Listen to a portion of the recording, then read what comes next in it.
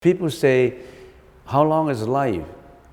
And some people say life is between tears and laughter. Between tears and laughter. The Buddha said life is between a breath. We don't have a breath, we don't have a life anymore. All right? Okay, let's concentrate back to meditation. Okay. So what is meditation? Meditation is in two parts. Stabilization, people call it calming down, and introspection, some people call it contemplation. All right? So what is calming down? What is stabilization? Stabilization is the initial method through which one is able to suppress emotions. If you cannot calm down, if you cannot stabilize your mind, you can't talk about suppressing your own emotions. So in order to calm down, because when you emotionally react to externalities, you feel fearful, you have depression, you have anxiety, fear, hatred, jealousy, ignorance, greediness, and all that, then the first thing to do is suppress them by saying, we're going to calm down, we have to calm down. But you only suppressed it. You're only using suppression against emotions. You cannot just use suppression against emotions. You can only temporarily suppress it. It's just like you cannot use violence against violence. Can you use violence against violence? No, you cannot. The same happened in Hong Kong. Can you use violence against violence? No. So mental calming or stabilization is the initial method through which one is able to suppress temporarily emotions. And what is introspection? Introspection is the primary essential through which one is able to eliminate delusions. Why do you have emotions? Because your rational thinking mind is being diluted or overwhelmed by the emotional mind. So you need to have wisdom, you need to have mental introspection. Mental introspection, you require wise concepts to overcome, to eliminate delusions. All right? So calming is the provision with which one nurtures the consciousness. When you say nurture the consciousness, because when you are emotional, your consciousness is not at peace. When you're coming down, you are more or less at peace with yourself first. And introspection is the technique which stimulates the development of spiritual understanding. So if you want to go a higher level, to go to your spiritual understanding, you need to have introspection. Calming is a supreme cause for dhyana absorption or for jhana. It's for different absorption, meditative absorptions. And introspection is the origin of wisdom. So you know that meditation needs two wings. If meditation is a bird needs two wings to fly. One is stabilization, the other is introspection. Stabilization, some people call it concentration. Introspection, some people call it contemplation. But we think that the most appropriate translation would be stabilization, not just concentration. Because to concentrate, you are trying to force something really hard. But stabilizing something is just you are just trying to be peaceful and calm down your stormy emotions. So we use stabilization to stabilize yourself. Sit down, stay put. And introspection is not just contemplation. It's going within, insightful, going inside to find out what your delusions are and trying to eliminate your delusions. Now that's meditation. So remember, we're doing a review. So in order to do it, how do we actually carry out? What techniques do we use to stabilize? We've been talking about counting, following, and stabilization. We've been talking about this. I think we used more than 30 hours to talk about counting, following, and stabilization. And we've been using 20 hours to talk about introspection. And we stop at introspection. We haven't talked about turning and purification as yet. Because we think that introspection is very important. Since sometime last year in September, we started introspection. We haven't stopped. So now it's August, so we've been talking about introspection for about a year, off and on. And of course, sometimes I went to Singapore and Malaysia, different parts of the world, and I missed out a few lectures. So we've been talking about introspection, and where did we stop last time, introspection? Why do we need to introspect? How do we cultivate introspection? It is important to have the right introspection. Most of the time, we use the wrong, erroneous, unwholesome introspection. So we must use the right introspection. We call it Samprajnaya. The right introspection means clear and right understanding, clear and right knowing with full awareness guided by prajna. So most of the time our introspection is not right. Sometimes we are mistaken, sometimes we are jealous, sometimes we are angry. We think this is what I think. This is what is wrong, what is right. You use your own not rightful, erroneous introspection to judge, to evaluate, to stigmatize, to classify, to categorize. But the Buddha's teaching told us that we've got to use the right introspection. That's one of the most important Noble Eightfold Path. So we have to use full awareness guided by prajna. And in prajna we have conceptual prajna, introspective prajna, and true prajna. Conceptual prajna are the words, the sutras, the language. But just knowing the language is not enough. Memorizing all this language is not enough. That's just, you become a slave of languages. You become a slave of the words. Some people say, by memorizing all these, then I know Buddhism. No. You're only in touch with concepts. You're not practicing the concepts.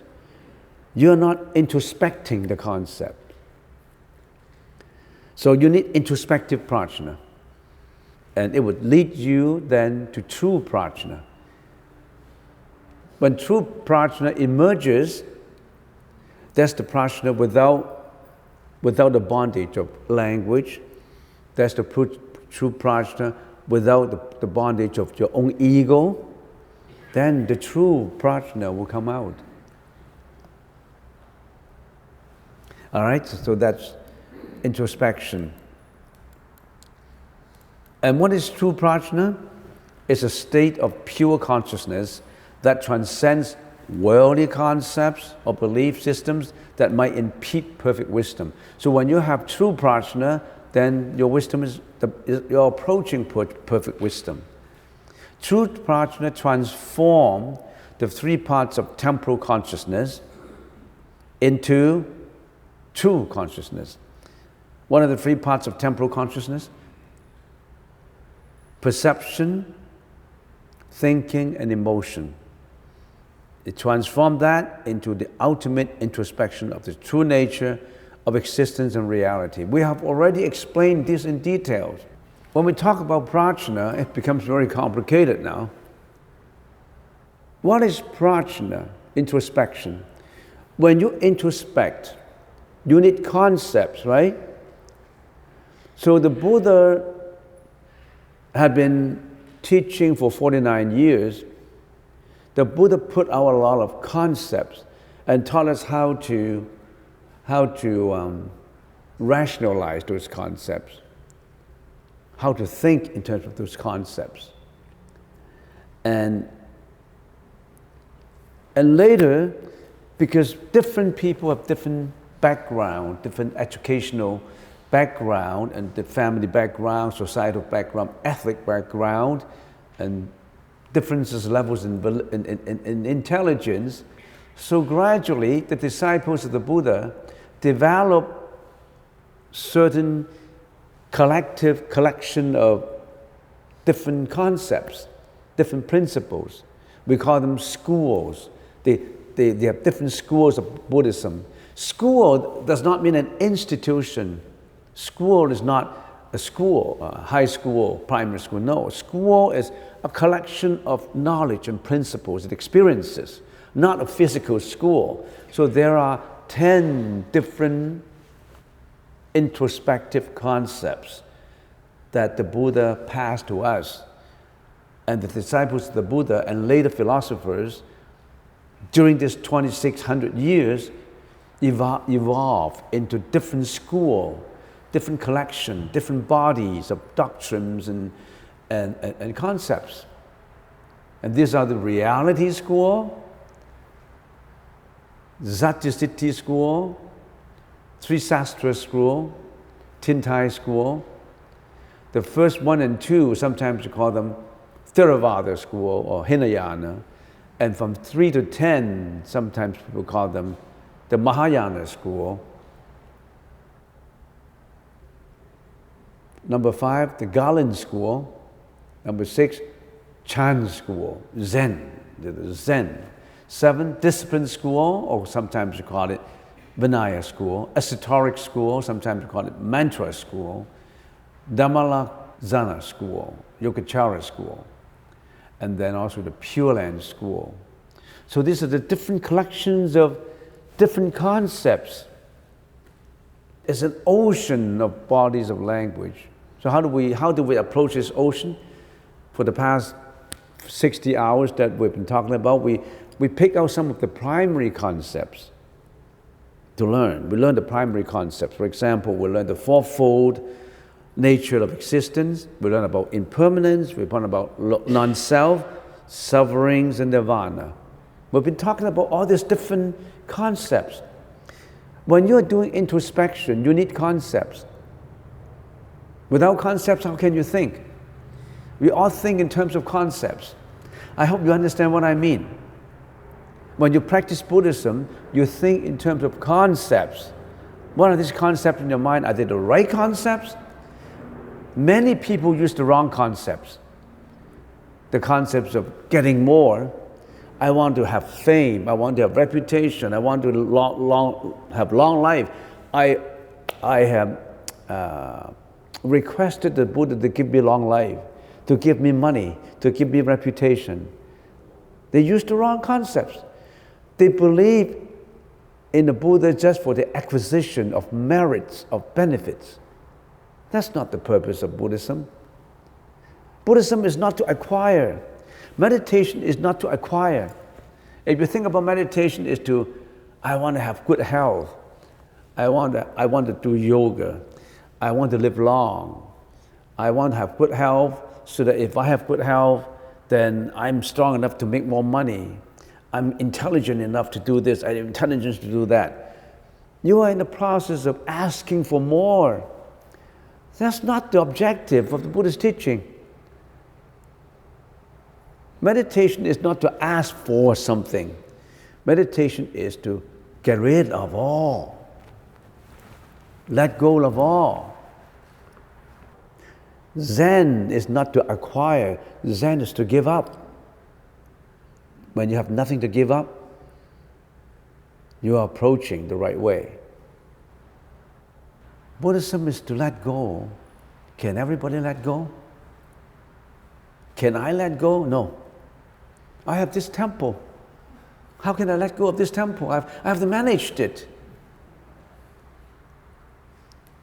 But then you take up another thing. Buddhism is to let go. I tell you a story. Maybe the story would speak for itself. There was an enlightened monk. We usually call him the big belly, laughing Buddha, the laughing monk.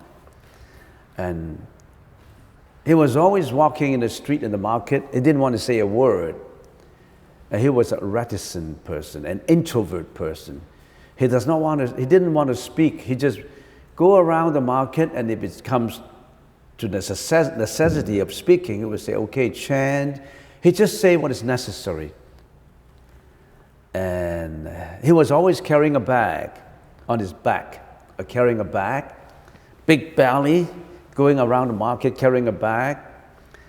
And if the weather was perceived to be cloudy and rainy, he could be wearing a pair of wooden slippers, an indication that it's going to rain. If the weather is going to be good, he could wear just a cloth shoes, showing that the weather is going to be nice. I mean, whatever he's doing, he's not speaking, but he's indicating everything by carrying a bag and wearing the right robes. And one day there was a novice monk going up and asked him, Venerable, what is Buddhism? What is true Buddhism? I'm in search of true Buddhism. Tell me, what is Buddhism? And then the monk took the bag down and put it on the ground. Didn't say a word. Please tell me what is Buddhism. Didn't say the word. He just took his bag and put it on the ground. On the ground. What is Buddhism? He didn't answer. He just picked up the bag on his shoulder and walked away. The novice monk feel perplexed. I'm asking a question. How come I got no answer? So the novice monk returned back to his own temple, and he started to ask his own master, Master, this afternoon I met the monk, the big belly monk, and I asked him, what is Buddhism? He didn't answer a word. He just put his back on the ground. When I asked again, he just put his back onto his shoulder and walked away. What did he mean by that? Kind of actions. And then his master said, you should have understood his actions. What is Buddhism? Letting go. Putting the back on the ground is letting go. Letting go of everything on you, all your treasures, all your fame, your reputation, your emotions, your anger, your jealousy, your hatred. Let that go. Put it on the ground. Let that go. Putting this bag of mental afflictions, this bag of greediness, let it be put on the ground. Let go of it. And then, how come when I asked, what is Buddhism? He put the bag back onto his back again and walk away. It's not just letting go. Be responsible. Be responsible. What is being responsible? The burden of enlightenment is heavy. Put it on your back. Extend your compassion out. Not just enlighten yourself by letting go. Putting the responsibility of letting all sentient beings enlighten on your back. Be a bodhisattva.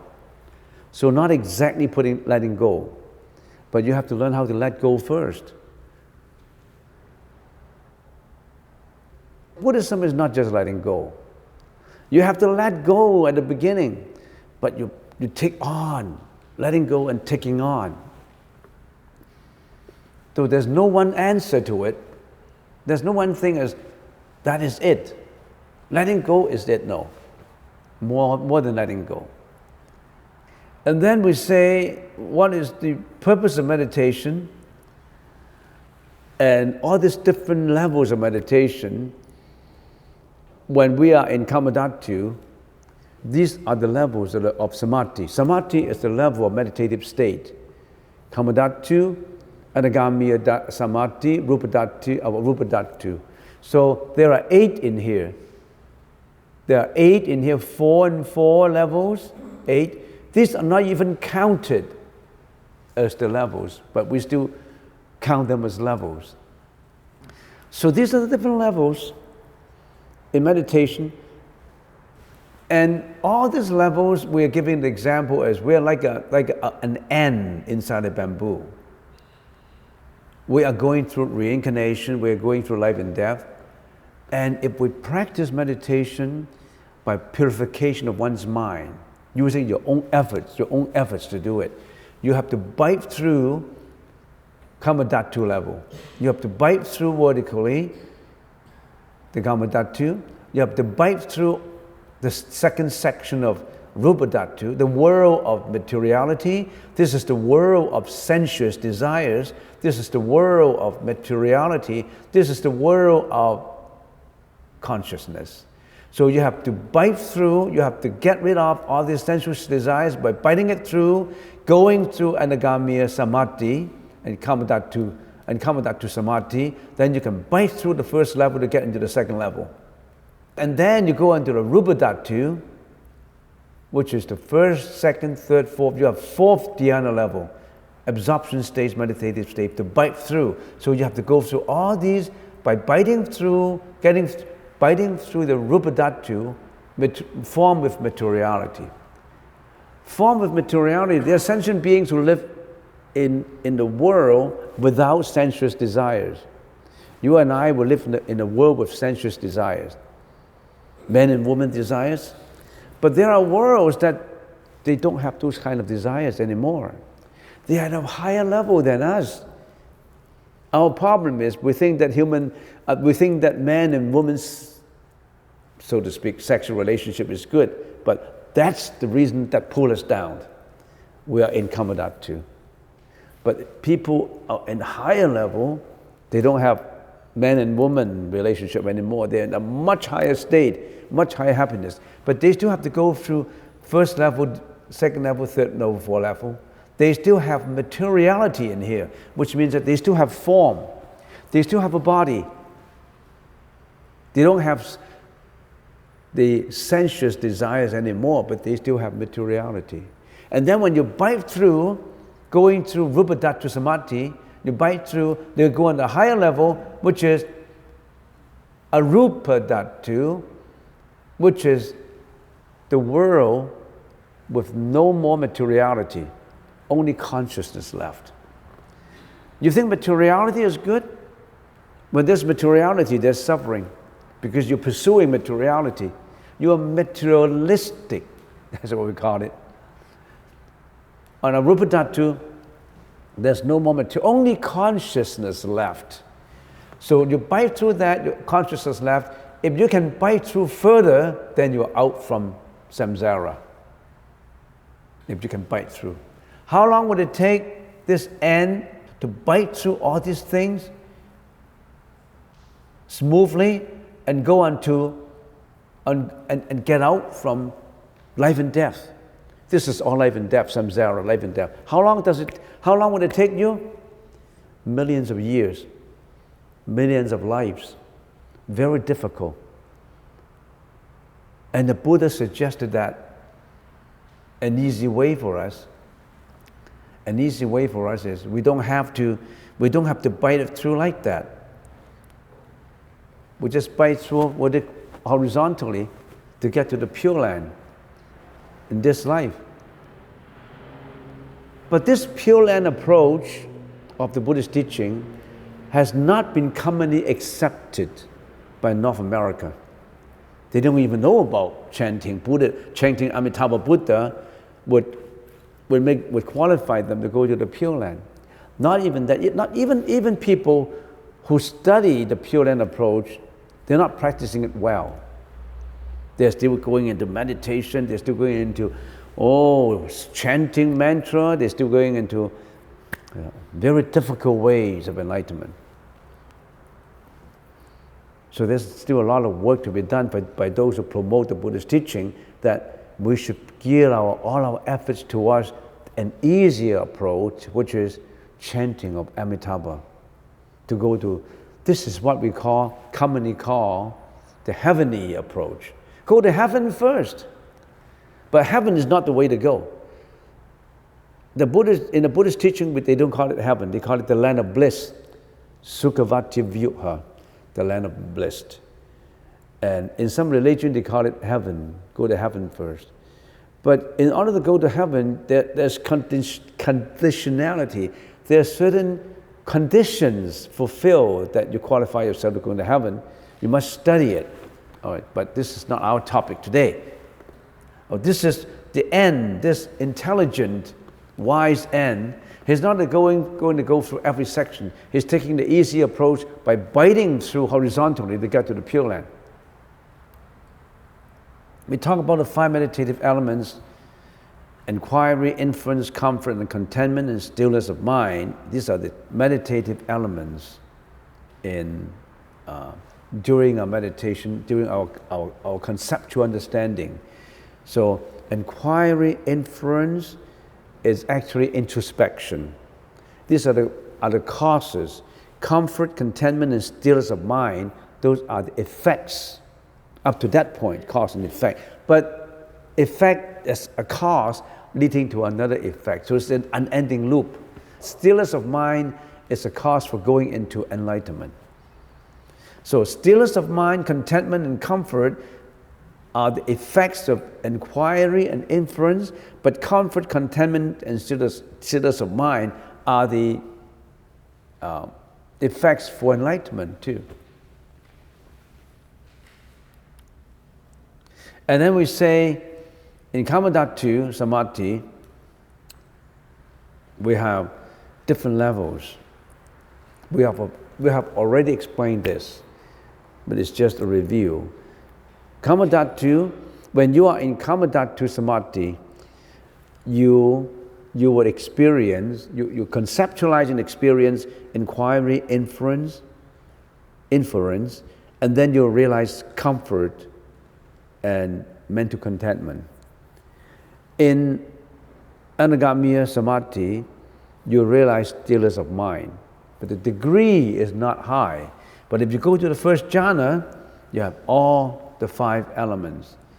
And then when you go into the second jhana, you get rid of inquiry and inference because those are too crude for you. When you are in the first jhana, you have all the 5. And then when you want to go further, you say, inquiry is still a burden on me.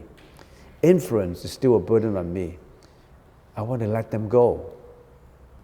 When you're in the second jhana, you already have gotten rid of inquiry and inference, which you think they are burdens to me. I need them when I first start, but now they are burdens. I want to get rid of them. Even that idea of inquiry, that idea of introspection, that idea of stabilization, I want to get rid of those ideas. I don't want those ideas because they are disturbing me. My stillness of mind is now up to a level that even the methods I use, I want to get rid of them. Then you go into the second jhana. And when you continue to practice in the second jhana, you will find that this comfort that I feel become a burden. I want to get rid of this comfort. They become a burden to me. I want to get rid of the comfort. You want the comfort, right? But the second level, the second jhana people, I don't want this comfort anymore. They are a nuisance to me. So when you continue to practice from third jhana to the fourth jhana, you say, even this contentment in me is a disturbance to me. I want to get rid of this contentment. Then you go into the fourth jhana. Then you have that stillness of mind. Even that stillness of mind, it's a burden. You want to get rid of them. Then you go into enlightenment. You understand what I mean? It's good to know about this because you think about meditation. Some people say, I've been meditation for 10 years. Where would I go from here? Where would you go from here? First jhana, second jhana, third, fourth jhana. And how long would it take me? Millions of years. Maybe to you it's just 1 year because you're already at fourth jhana and you reincarnated in this world, you're waiting to be enlightened. Like the Buddha. The Buddha came down to this world waiting to be enlightened. He already have practiced for millions of years. And just this lifetime, he just need to get rid of the stillness of mind. Became the Buddha. Maybe you are qualified, you became the next Buddha, then you be born in this world, you try to get rid of the last straw on your back that has brought you all these troubles. The last straw. You want to get rid of the last straw. When you get rid of the last straw, you become the Buddha. But there have been many, many straws on your back. Now the last piece of straw, you get rid of them. if you meditate, if you don't know how, you could run into problems too. There is a dark side of meditation, if you didn't know how to do it. If you mix qigong with meditation, you could get into trouble of kundalini. What is kundalini? You could have experienced some ecstasy, some pain, some emotional transformation that you couldn't take. And you need a very experienced teacher who actually have gone through the kundalini to give you the instructions. And you could run into disasters sometimes if you don't know how to recover from it. You could run into chronic exhaustion. There are experienced meditators who went into chronic exhaustion, but during the chronic exhaustion, they were enlightened. They were able to produce a lot of good writings. There are monks who are enlightened, but they are still in that chronic exhaustion. But finally, they will get rid of it. Even that, they will get rid of it. Then, as we always say, once you get rid of the last straw, you'll be coming out smelling like roses. That's the idiom I always use. You become enlightened. In the future, I like to change my emphasis, not on meditation anymore. I like to change to the easier method of enlightenment. The recitation of the Buddha's name approach. That is, once this body is shut off it's off, once you die, if you're not enlightened yet, you're not at fourth, third, second, first, then you will roll into the next life with all your karma. What would you become in the next life? We don't know. It depends on what you have done now. You could be poorer than now, or wealthier than now. You could be, I don't know, it depends on your karma, but you'll be in reincarnation. But you don't want to go into reincarnation. You want to be in another world where there's no reincarnation. That's Amitabha's land. But there are certain conditions for you to be qualified to go to that school, to that land. So, the concepts we are explaining, as we first started in my session, I said meditation is in two parts. The stabilization part, which is the samatha part, and the introspection part, which is the vipassana part. And I have spent a lot of time in introspection.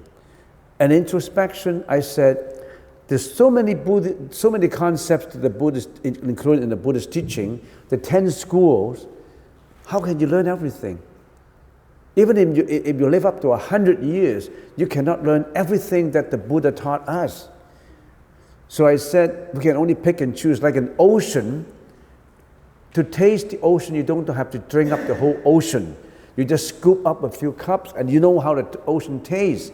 And for that reason, I introduced some primary concepts, so that with those primary concepts, we already have enough understanding, and then we practice accordingly. And I have introduced concepts like the four seals of the Buddha: impermanence, non-self, sufferings, and nirvana.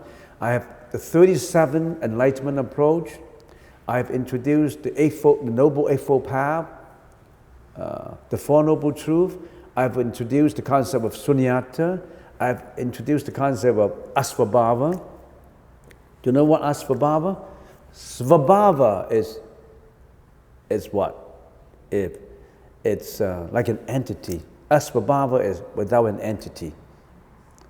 Like our body, what is our body? Our body is not an entity. Our body is not svabhava.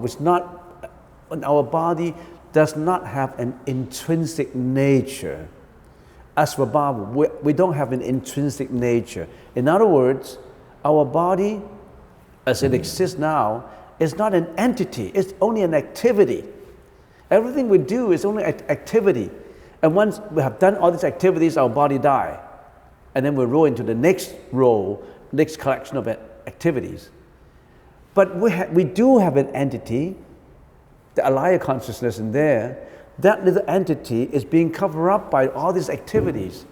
And then we roll into the next life with that intrinsic nature. That intrinsic nature roll into the next life. But our body does not have an intrinsic self nature. We don't have an I.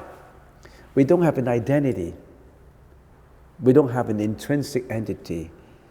This is only a fleeting, temporary, conglomerated, temporary existence. Our body is a collection of activities. We have no self. You think you have a self, that's why you get into trouble, you get into suffering. Because this is me, this is a self, this is an ego. Me, you, he, she, you differentiate. But you don't have an I. You only have a collection of causes put together to perform all these varieties of activities. Each life is an activity. The next life is an activity. But we think that we have an entity. That's why we sing I. So we have explained all these asvabhava, non-self, impermanence, sunyata, 37 factors of enlightenment. We have the satipatthana, contemplation of the body, or introspection of the body, introspection of feelings, introspection of the mind, or introspection of the Dharma. So we have all these already talked about, and it's so much that you really have to research it into yourself. I cannot go on. I'm just giving you some primary concepts to think about. The world is impermanent, the world has suffering, we all have sufferings, our life is just an activity, it's not an entity. All these concepts, you need them to what? To do introspection. That's why I've been talking about introspection. Meditation is in two parts, right? The stabilization part and the introspection part. You need concepts to introspect. That's why you're studying the Buddhist teaching. But the Buddhist teaching is just a tool. Don't think that you memorize the Buddhist teaching and that is it. It's just a tool. It's just the concepts used. Once you get those concepts, you use those concepts to introspect, you arrive at non-concept. You arrive at not concepts anymore. You're returning back to your own consciousness. You are using your consciousness to introspect with objects. Concepts are objects. Introspection needs concepts, needs tools, needs sutras, needs languages. That's introspection. But once you learn, once you know, you got to get rid of all these. You must return to the origin. Return to your own mind. Your mind has been perceiving all this. This is right, this is wrong. Yes, I use the right concepts, but still I am doing it on a dualistic way. I am contemplating. I am introspecting. You still have I and others. But you need to return home. You need to get rid of those too.